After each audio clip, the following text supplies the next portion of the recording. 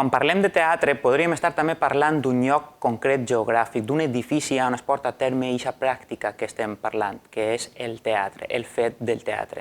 Com a edifici, com a lloc, també porta moltíssima història i té els seus arrels, bàsicament, en els primers dies de la humanitat. Quan érem humans primitius, bàsicament, ens reuníem alrededor del foc o, per exemple, en la cova per a contar una història o per a fer algun ritual per a la fertilitat o per a lo que siga. I aquests llocs on es van començar a contar els contes o a fer els rituals van començar a tindre una rellevància en la nostra psique i van anar poquet a poquet conquistant l'espai on vivien els humans fins a arribar al centre mateix de tot el que construïen els humans envoltant. Poquet a poquet van passar d'ahir als temples, per exemple, o en llocs naturals peculiars. Més tard, i estem ja a l'altura de l'antiga Grècia, va començar a tindre un lloc propi, el teatre, i va ser la primera volta en la història en què hi havia un lloc concret, pensat i construït especialment per a contar contes o per a fer teatre.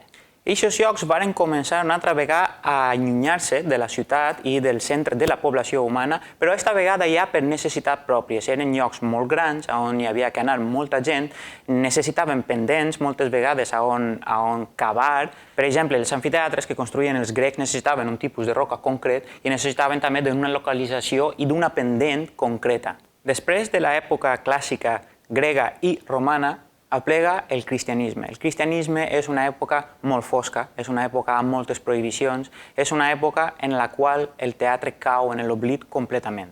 En aquesta època, la pràctica teatral bàsicament és inexistent i quasi il·legal i els llocs on es feia teatre desapareixen per complet. Ara el centre de la ciutat és l'església.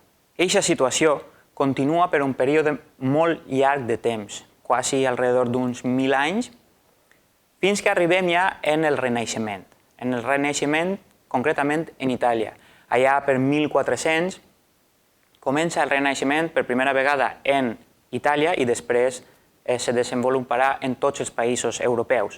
El Renaixement què és? El Renaixement era una tendència a trencar completament amb tota aquesta foscor que portàvem culturalment parlant. Es trenca intentant reprendre tots els valors que hi havia, diguem-ne, en els arts i en la cultura antiga de Grècia i d'Itàlia.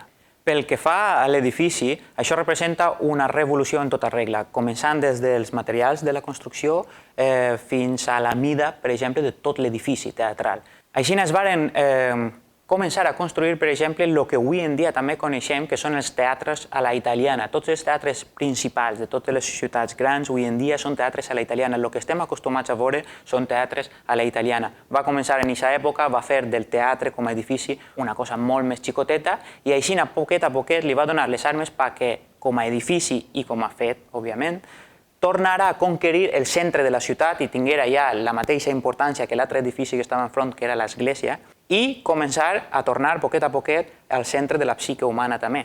Què és l'edifici teatral avui en dia? Avui en dia n'hi ha una gran varietat d'espais teatrals, tenim sales alternatives, tenim microteatres, que són espais bàsicament de 15 metres quadrats, tenim sales multifuncionals que no serveixen només, per exemple, per a fer teatre, sinó que per a fer xerrades o conferències, i tenim també auditoris. Així, com veiem, el teatre com a un edifici o com un lloc concret físic ha anat mutant moltíssim durant tota la història i això és també el que prova la seva importància per al ser humà.